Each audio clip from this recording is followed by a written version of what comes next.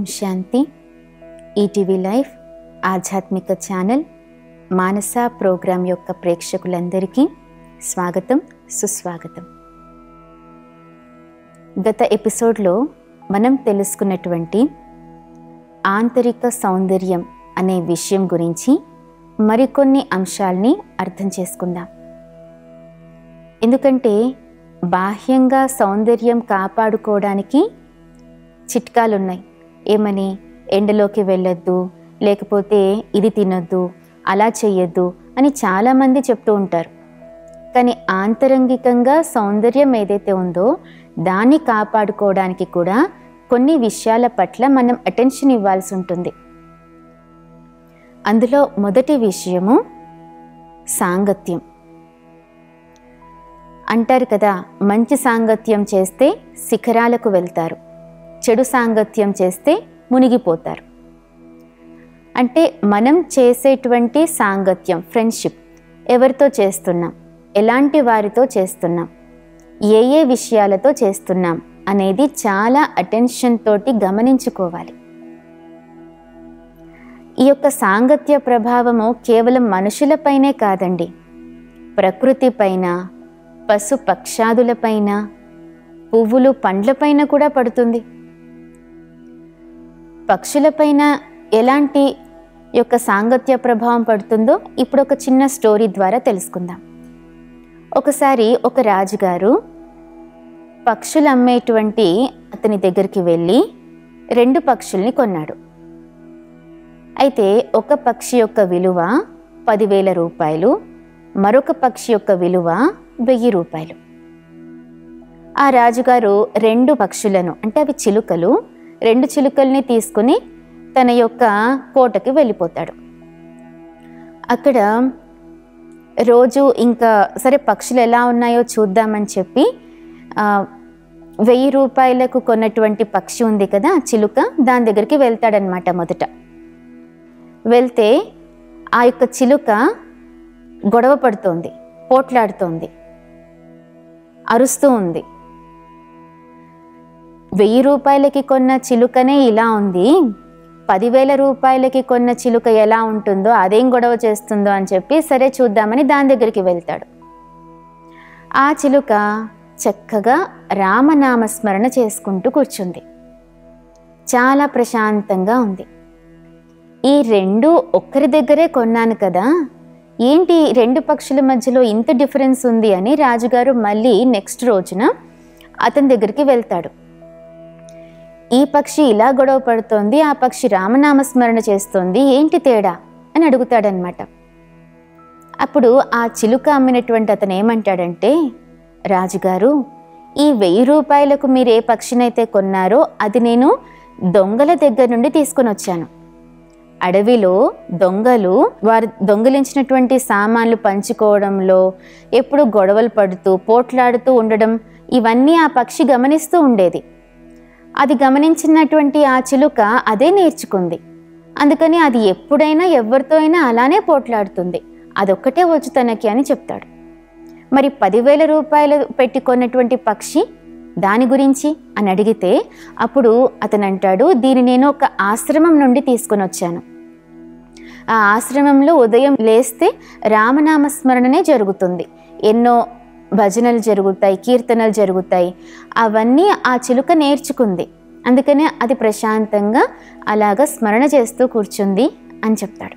అంటే చూసారా, సాంగత్యం యొక్క ప్రభావము మనుషుల మీదే కాదండి, పక్షుల మీద, పశువుల మీద కూడా పడుతుంది. ప్రకృతి పైన కూడా యొక్క ప్రభావం తప్పకుండా ఉంటుంది. మరి ఇందులో ముఖ్యంగా మన యొక్క ఆంతరిక సౌందర్యాన్ని తగ్గించేసేవి ఏంటి అంటే టీవీ, లేదా ఇప్పుడైతే మోడర్న్గా మనం చూస్తే ప్రతి ఒక్కరి చేతిలో సెల్ ఫోన్. ఈ సెల్ ఫోన్ అనేది మన యొక్క ఆంతరిక సౌందర్యాన్ని తగ్గించేస్తుంది అని అనడంలో అతిశయోక్తి లేదు. అంటే ఆశ్చర్యపడాల్సిన అవసరమే లేదు. అసలైతే వాస్తవంగా ఏవైతే సైన్స్ సాధనాలు ఉన్నాయో అవి మంచి కోసమే తయారయ్యాయి.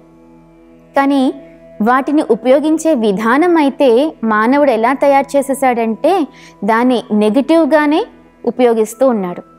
అవసరానికి మించి దాన్ని వాడుతూ ఉన్నాడు. ఇంకా అంతేకాకుండా వాటిలో అనేక రకాల దృశ్యాలు చూడడము, ఏవైతే మన మనస్సును విచలితం చేస్తాయో లేదా మనల్ని డిస్టర్బ్ చేస్తాయో అలాంటి దృశ్యాలు, భయంకరమైన దృశ్యాలు, ఇంకా ఆందోళన కలిగించే దృశ్యాలు, మనకు అసలు టెన్షనే లేదు, కానీ ఆ దృశ్యాలు చూసేసరికి మనకు ఎక్కడ లేని టెన్షన్ అంతా వస్తూ ఉంటుంది. దేనికి టెన్షన్ పడుతున్నామో అర్థం కాదు. ఎందుకంటే అవి చూస్తూ మనం భోజనం చేస్తాం కదా, ఆ భోజనంతో పాటు అవి కూడా, ఆ భావనలు కూడా మన లోపలికి వెళ్ళిపోతాయి. దాంతో మనలో ఉన్నటువంటి అసలైన ధైర్యము, శక్తి, ఆనందం అవన్నీ తగ్గిపోయి భయము, కోపము, ఉద్రేకము ఇవన్నీ పెరిగిపోతూ ఉంటాయి. అంటే మనం సాంగత్యం ఎవరితో చేస్తున్నాం? ఇక్కడ మనుషులతో చేసి చెడిపోవట్లేదు, ఇక్కడ ఒక వస్తువుతోటి సాంగత్యం చేసి చెడిపోతున్నారు. ఇంకా చెడు నవలలు కూడా చదివి వాటితో సాంగత్యం చేసి చెడిపోతుంటారు. అలా కాకుండా ఎప్పుడైతే వాటి సాంగత్యం నుంచి మనల్ని మనం రక్షించుకుంటామో అప్పుడు మన ఆంతరిక సౌందర్యం అనేది చాలా బాగా మెరుగవుతూ ఉంటుంది. అంటే వాటిపైన మనం అటెన్షన్ ఇవ్వాల్సిన అవసరం ఉంది. ఇంకా మనం గమనిస్తే వ్యసనాల వల్ల మనకి చాలా రకాల నష్టాలు ఉన్నాయంటారా, లాభాలు ఉన్నాయంటారా? కొన్ని లాభాలు ఉన్నాయి, అవి నేను చెప్తాను. వ్యసనాల వల్ల లాభాలు: ఎవరైతే వ్యసనాల పాలన పడతారో ఆ వ్యక్తి దగ్గరికి కుక్కలు ఎప్పటికీ రావు. ఆ వ్యక్తి ఉన్న చోట, అంటే వారింట్లో దొంగలు ఎప్పటికీ పడరు. ఆ వ్యక్తికి ఎప్పుడూ వృద్ధాప్యం అనేదే రాదు. ఇవి లాభాలు. ఎందుకంటే వ్యసనాలకి వశమైపోయినటువంటి వ్యక్తి కర్ర పట్టుకుని నడవాల్సి వస్తుంది. కర్ర ఉన్న చోటికి కుక్కలు రావు కదా. అతను ఎప్పుడూ దగ్గుతూనే ఉంటాడు, రాత్రనక పగలనక దగ్గుతూనే ఉంటాడు. మరి ఇంట్లో రాత్రిపూట దగ్గుతూ ఉన్నటువంటి ఆ ఇల్లుని గమనించిన దొంగలు ఇంట్లో ఎవరో మెలకువతో ఉన్నారని ఆ ఇంట్లో దొంగలు పడరు, వెళ్ళిపోతారు. ఇంకా ఆ వ్యక్తి వృద్ధాప్యం వచ్చేంత వరకు ఎక్కడ బ్రతుకుంటాడు? ముందరే పోతాడు. అంటే వ్యసనాలు, వీటి వల్ల మనం గమనిస్తే, బుద్ధితో ఆలోచిస్తే, మన వివేకంతో ఆలోచిస్తే నష్టాలే ఉన్నాయి, కానీ లాభాలైతే లేవు కదా. మరి ఇలాంటి లాభాలైతే ఎవరు కోరుకోరు కదా. కాబట్టి మనం వ్యసనాల నుండి కూడా జాగ్రత్తగా ఉండాలి. ఎప్పుడైతే ఈ వ్యసనాల నుండి జాగ్రత్తగా ఉంటామో మనము ఆంతరిక సౌందర్యాన్ని చాలా ఎక్కువగా అభివృద్ధి చేసుకోగలుగుతాం. మనం ఇందాక టీవీ అనుకున్నాం కదా, టీవీని ఎక్కువగా చూడడం కూడా వ్యసనమే. విద్యార్థులు అది చూస్తూ వారి కంటి చూపుని తగ్గించేసుకుంటారు. అంటే కంటి చూపు తగ్గిపోతుంది, మెమరీ పవర్ తగ్గిపోతుంది, ఆలోచించే శక్తి తగ్గిపోతుంది. వారికి ఇంకా ఎక్కువగా క్రియేటివిటీ అనేది ఇంకా ఏం ఉండదన్నమాట. వీడియోలో ఏదైతే చూపిస్తారో అదే చూస్తూ ఉంటారు ఎంతసేపటికి, ఇంకా ఆలోచన శక్తే రాదు. అంతేకాకుండా వారు ఆంతరంగికంగా ఏదైతే మంచితనం ఉందో దానిపైన అభ్యాసమే చేయలేరు, అవి ఇంకా డెవలప్ చేసుకోలేరు. అందుకని ఎంత వీలైతే అంత ఈ యొక్క టీవీ అనేటువంటి వ్యసనము, ఇంకా అనేక రకాల వ్యసనాలు, సాంగత్య ప్రభావాలు, వీటన్నిటి నుంచి మనం చాలా దూరంగా ఉండడము, అటెన్షన్ ఇచ్చి వాటిని మన దగ్గరికి రానివ్వకుండా చేయడమే చాలా చాలా మంచి పని. అప్పుడే మన యొక్క ఆంతరిక సౌందర్యం పెరుగుతూ ఉంటుంది. ఇంకా చెప్పాలంటే దోష దృష్టి. మానవుడికి ముఖ్యంగా ఉన్నది ఏంటంటే దోష దృష్టి. ఎప్పుడూ ఎదుటివారిదే తప్పు, తనదసలు తప్పే లేదు. ఏ పని జరిగినా ఎదుటివారిది తప్పు అందులో అతనికి కనిపిస్తూనే ఉంటుంది. ఒక చిన్న ఎగ్జాంపుల్ తోటి మనకు తెలుస్తుంది. ఒకసారి ఒక వ్యక్తి 3 దగ్గరికి వెళ్తాడు. ఒకటి పుష్పం, రెండవది కోకిల, మూడవది సముద్రం. అయితే పుష్పం దగ్గరికి వెళ్ళినటువంటి దోష దృష్టి కలిగిన మానవుడు ఏమంటాడంటే, నువ్వు చాలా సుందరంగా ఉన్నావు, నీ యొక్క సుగంధం చాలా బాగుంది, అన్ని వైపులా వ్యాపిస్తుంది, కానీ ఒక్కటే, నువ్వు ఈ ముళ్ళ మధ్యలో ఉన్నావు అని అంటాడు. తర్వాత రెండవది కోకిల దగ్గరికి వెళ్తాడు. కోయిల్ని అంటాడనమాట, నీ కంఠం చాలా బాగుంటుంది, చాలా మంచిగా నువ్వు సంగీతం పాడతావు, నీ ముందర వీణ కూడా దిగదుడిపే అని అంటాడు. కాకపోతే నీకు నల్లటి శరీరం ఉంది, నువ్వు నల్లగా ఉంటావు అని చెప్పేశాడు. తర్వాత సముద్రం దగ్గరికి వెళ్తాడు. నీ దగ్గరికి అందరూ వస్తారు, ప్రశాంతంగా గడపాలి కాసేపైనా అని. వారు అప్పటి వరకు చేసిన శ్రమనంతా మర్చిపోయి చాలా ప్రశాంతంగా ఉంటారు కూడా ఇక్కడ. కానీ నీరు ఉప్పగా ఉంటుంది, ఇదొక్కటే, ఇది గనక లేకపోతే చాలా బాగుండేది అని అంటాడనమాట. అప్పుడు ఆ మూడు కలిసి, పువ్వు, కోయిల, సముద్రం, ఆ మూడు కలిసి ఈ మానవుడితో ఏమంటాయంటే, మానవుడా, నువ్వు ఈ ప్రపంచానికే చాలా సౌందర్యం, నువ్వు ఎక్కడుంటే అక్కడ అసలు చాలా బాగుంటుంది, చాలా సుందరమైన రచనవు నువ్వు, భగవంతుడి యొక్క సుందరమైన రచనవు నువ్వు. కానీ నీలో ఈ దోష దృష్టి ఉంది కదా, దీనొక్కదాన్ని మార్చుకుంటే నువ్వు దేవత సమానంగా అయిపోతావు, ఇదొక్కటి మార్చుకో అనని వాళ్ళు కూడా వీరికి సలహా ఇస్తారనమాట. ఈ విధంగా మనం చెప్తూ పోతే ప్రతి ఒక్కరిలో ఏవో నెగిటివ్స్ కనిపిస్తూనే ఉంటాయి. కానీ అలా నెగిటివ్స్ని చూసుకుంటూ వెళ్తే మనం ఎవరితో సఖ్యంగా ఉండలేం కదా, ఎవరితో ప్రశాంతంగా జీవించలేం కదా. కాబట్టి మనతో ఉన్న వారిలో లోపాలని చూసే కన్నా ముందర వారిలో ఉన్నటువంటి గుణాలని చూద్దాం, వారిలో ఏవైతే శక్తులు ఉన్నాయో వాటిని జాగృతం చేద్దాం. మనలోని శక్తుల్ని జాగృతం చేసుకోవడంతో పాటు వారిలో ఉన్నటువంటి విశేషతల్ని కూడా వారికి చెప్పామనుకోండి, అప్పుడు వారి యొక్క భావాలు మీపైన ఎలా ఉంటాయి ఒక్కసారి ఆలోచించండి. ఎంత బాగుంటుంది వారికి మీకున్నటువంటి రిలేషన్షిప్. అందుకని మన ఆంతరిక సౌందర్యాన్ని కాపాడుకోవాలంటే ఈ దోష దృష్టిని కూడా మనం వదిలిపెట్టేసేయాలి, ఎవరి యొక్క దోషాల్ని మనం చూడకూడదు. ఇంకొక విషయం ఏంటి అంటే నకారాత్మకత, నెగిటివ్ సెన్స్, అంటే నెగిటివ్గా ఆలోచించడం, స్వయం పట్ల, ఇతరుల పట్ల. వీరెప్పుడు ఇంతే, వీరు కోపిష్టి, వీరి దగ్గరికి మనం వెళ్ళకూడదు అని ఇలాంటి ఆలోచనలు చేస్తూ ఉంటే వారితో మన వ్యవహారం ఏమైపోతుంది, చెడిపోతుంది కదా. వారు కూడా మన గురించి అలానే ఆలోచించడం మొదలు పెడితే ఇంకా ఇద్దరి మధ్యలో ఎలాంటి సంబంధం లేకుండా చాలా దూరం అయిపోతారు. అందుకని ముందుగానే గమనించి ఈ యొక్క నకారాత్మక ఆలోచనలను ముందుగానే తెంచివేసేయాలి.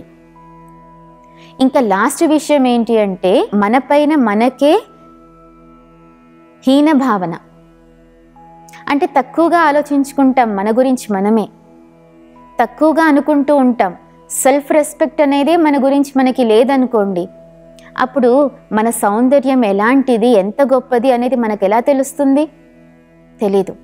అంటే ఈ యొక్క హీన భావన, ఏ పని చేస్తున్నా సరే నేను చేయలేనేమో, నా వల్ల కాదేమో, ఏమో నేను చేస్తున్నాను కానీ అందరూ ఏమనుకుంటారో ఏమో, నా చుట్టూ ఉన్న వాళ్ళు నా గురించి ఏం మాట్లాడుకుంటారో ఏమో, ఇలా మన గురించి మనం తక్కువగా ఆలోచించుకుంటూ ఉన్నామనుకోండి, అప్పుడు ఏమవుతుంది? మనపైన మనకే హీన భావన, మనపైన మనకే విశ్వాసం ఉండదు, ఏ కార్యం చేస్తున్నా దాని మధ్యలోనే వదిలిపెట్టేస్తాము, ఎందులోనూ సంతృప్తి ఉండదు, జీవితంలో మనకి సంతుష్టత అనేది ఉండదు. కాబట్టి మనకి దృఢత అనేది పెరగాలి, కార్యం సంపన్నం అవ్వాలి అంటే మనపైన హీన భావన ఏదైతే మనకి ఉందో దాన్ని వదిలిపెట్టేసేయాలి. దాన్ని వదలాలి అంటే ఇతరులతో మనము ఏదైతే పోల్చుకుంటామో ఆ పోలికని వదిలిపెట్టేసేయాలి.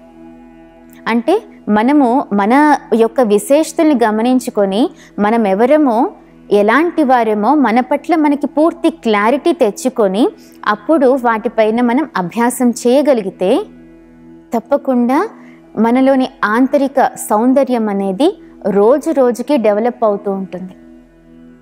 కావున ఈ యొక్క 5 విషయాలపైన మనము ఫోకస్డ్గా పనిచేసి వాటిని మన దగ్గరికి కూడా రానివ్వకుండా పని చేయగలిగితే చాలా బాగుంటుంది.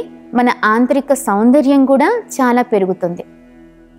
అందరికీ అందంగా కనిపించాలి, అందంగా ఉండాలని అనుకుంటారు కదా. బాహ్యంగా అందంగా ఉండడం అనేది భగవంతుడు ఇచ్చినటువంటి వరం అనుకోవచ్చు. కానీ ఆంతరిక సౌందర్యం అనేది మన చేతుల్లోని పని. దీన్ని మనము డెవలప్ చేసుకుందాము. ఈ రోజు నుండి ఇదే పనిలో ఉందాం. ఎప్పుడైతే ఆంతరికంగా మనం సౌందర్యంగా కనిపిస్తామో అప్పుడు బాహ్యంగా కూడా చాలా సుందరంగా కనిపిస్తాము. మరి సతోప్రధానమైన ఆహారం ఏదైతే మొదట మనం చెప్పుకున్నామో, పరమాత్మ చింతన, ఆత్మ యొక్క చింతన, దీంతో చేసేటువంటి ఆహారం ఎవరైతే స్వీకరిస్తారో వారు ఎలా ఉంటారు? చాలా యాక్టివ్గా ఉంటారు, చాలా సుందరంగా ఉంటారు, వారు చాలా యంగ్గా కనిపిస్తూ ఉంటారు, ఇంకా వారి ఆరోగ్యం చాలా బాగుంటుంది, ఇంకా ఆయుష్ ఎక్కువగా ఉంటుంది వారికి. ఏ పనైనా చాలా సహజంగా, చాలా ఆనందంగా, ప్రసన్నంగా చేయగలుగుతారు. ఇంకా వారికి మెడిటేషన్ చేయడం కూడా చాలా ఈజీగానే అనిపిస్తుంది. ఇంకా ఈ దివ్య గుణాలు ఏవైతే మనం ఇందాక మాట్లాడుకున్నామో అవన్నీ ప్రాక్టీస్ చేయడం కూడా వాళ్ళకి చాలా సహజం అనిపిస్తుంది, ఎందుకంటే వారు తీసుకునే ఆహారం అలాంటిది. కానీ రజో ప్రధానం, తమో ప్రధాన ఆహారం తీసుకునేవారు ఎక్కువ శాతము ఆరోగ్యం బాలేదని డాక్టర్ల చుట్టూ తిరుగుతూ ఉండడము, అంటే ఆరోగ్య సమస్యలు ఎక్కువగా వస్తూ ఉంటాయన్నమాట రజో ప్రధానం ఆహారం తీసుకునేవారు. కాబట్టి మనం ఎక్కువలో ఎక్కువ సతోప్రధానమైన ఆహారమే తీసుకున్నామనుకోండి, మనకు చాలా మంచిది. ఇవన్నీ మనకు చాలా సహాయం చేస్తూ ఉంటాయన్నమాట. కాబట్టి ఇది మనము జీవితంలో అభ్యాసం, ప్రాక్టీస్లోనికి తీసుకుని రావాలి. ఎప్పుడైతే మనం ఇది ప్రాక్టీస్ చేస్తూ ఉంటామో మన యొక్క ఆంతరిక సౌందర్యం చాలా బాగా మెరుగవుతూ ఉంటుంది. ఎప్పుడైతే మనస్సు బాగుంటుందో శరీరం ఆటోమేటిక్గా బాగుంటుంది. ఈ ఆంతరిక సౌందర్యం లేని వారే అలాంటి ఆత్మలే కురూపులు, అంతేకాని బాహ్య సౌందర్యం లేని వారు కురూపులు కారు. వారి ఎలాంటి అంగం లోపించినా సరే ఆంతరిక సౌందర్యం ఉంటే వారే చాలా గొప్ప సౌందర్యవంతులు ఈ ప్రపంచం పైన. కాబట్టి మనం అలాంటి సౌందర్యాన్ని అభివృద్ధి చేసుకుందాం. ఈ యొక్క అంశంలో మనం తెలుసుకున్నటువంటి విషయాల గురించి మనము ఫోకస్డ్గా ఆలోచిద్దాము. మనము సాంగత్య దోషంలోకి వెళ్ళొద్దు, అదేవిధంగా దోష దృష్టిని కలిగి ఉండొద్దు, ఇంకా మనము ఎదుటివారి గురించి నకారాత్మకంగా ఆలోచించొద్దు, మన గురించి మనం కూడా హీనమైన భావన కలిగి ఉండొద్దు. ఇవి గనక అటెన్షన్ ఇస్తే తప్పకుండా మన యొక్క ఆంతరిక సౌందర్యం పెరుగుతుంది. బాహ్య సౌందర్యం అంటారా, అది తాత్కాలికం, కొద్ది కాలం తర్వాత అది క్షీణిస్తుంది, అది తరిగిపోతుంది. కానీ ఎప్పటికీ తరగనటువంటిది, పారిజాత పుష్పం వలె సదా సుగంధభరితంగా ఉండేది మన యొక్క ఆంతరిక సౌందర్యం. అందుకని దీనిపైన మనం ఏకాగ్రం చేయగలగాలి, ఆంతరంగిక సౌందర్యాన్ని పెంచాలి. ముఖ్యంగా ఆత్మలో మూల గుణం ఏదైతే ఉందో జ్ఞానం, నాలెడ్జ్. జ్ఞానం అనేది మనకు రాను రాను పెరుగుతూ ఉంటుంది. ఈ జ్ఞానంతో ఏమవుతుంది, మన యొక్క ఆంతరిక సౌందర్యం, ఆంతరిక శక్తులు జాగృతం అవుతాయి. ఇదేనండి ఆంతరిక సౌందర్యం యొక్క చమత్కారం. ఇదే ఆధ్యాత్మిక శక్తి అంటే మన ఆత్మలో ఉన్నటువంటి మూలమైన గుణాలు ఏవైతే ఉన్నాయో వాటిని బయటికి తీసుకుని రావడమే ఆధ్యాత్మిక శక్తి. అంటే చూడండి, ఎప్పుడైతే బాహ్యతను వదిలిపెడతామో అప్పుడే అంతర్జగత్తులోనికి మనం ప్రయాణం చేయగలుగుతాం. వదిలిపెట్టడం అంటే అందరూ వారిలాగానే వైరాగ్యం చెంది అన్నీ వదిలేసి వెళ్ళిపోవడం అని కాదు. దాని అర్థం ఏంటంటే, మనం ఏదైనా చూస్తున్నాం, కానీ చూస్తూ కూడా చూడకుండా మనం అంతర్గతంగా దాగి ఉన్నటువంటి గుణాలను చూడగలిగితే అప్పుడు ఆ సౌందర్యం మనలో కూడా డెవలప్ అవుతుంది. మన కళ్ళ ద్వారా మనం ఇతరులని చూసేటప్పుడు ఆత్మిక దృష్టిని కలిగి ఉండాలి అని అనుకుంటున్నాం కదా. ఆత్మిక దృష్టి, ఎదుటివారిని చూసినప్పుడు ఆ శరీరం అనే దాంట్లో ఒక ఆత్మ అనే మణి మెరుస్తూ ఉంటుంది, అది మనం చూడాలి. మనలో ప్రేమ, స్నేహం ఉంటే ఇవి మనకు జీవితాన్ని జీవించే శక్తిని ప్రసాదిస్తాయన్నమాట. అందుకని మనలో గుణాల్ని ఎంత వీలైతే అంత పెంచుకుంటూ వెళ్ళాలి. వేరే వారు అలా ఉన్నారు కదా, నేనెందుకు గుణాలపైన అభ్యాసం చేయాలి అని అనుకోకూడదు. మన జీవితం బాగుంటే మన చుట్టూ ఉండే వారి జీవితం ఆటోమేటిక్గా బాగైపోతుంది. అందుకని నాలోని గుణాలను నేను ఎంత పెంచుకోవాలి అనేది మనం ఆలోచించాలి. అయితే ఈ ఆంతరిక సౌందర్యము అంటే మన యొక్క భావన మరియు వివేకం యొక్క సౌందర్యం. మన భావన, వివేకం మీద ఆధారపడి మన ఆంతరిక సౌందర్యం అనేది అభివృద్ధి చెందుతూ ఉంటుంది. ఈ యొక్క అంశంలో మనం చాలా విషయాలు తెలుసుకున్నాము. తర్వాత ఎపిసోడ్లో మళ్ళీ మరొక అద్భుతమైన విషయంతో కలుద్దాము. అప్పటి వరకు సెలవు. ఓం శాంతి.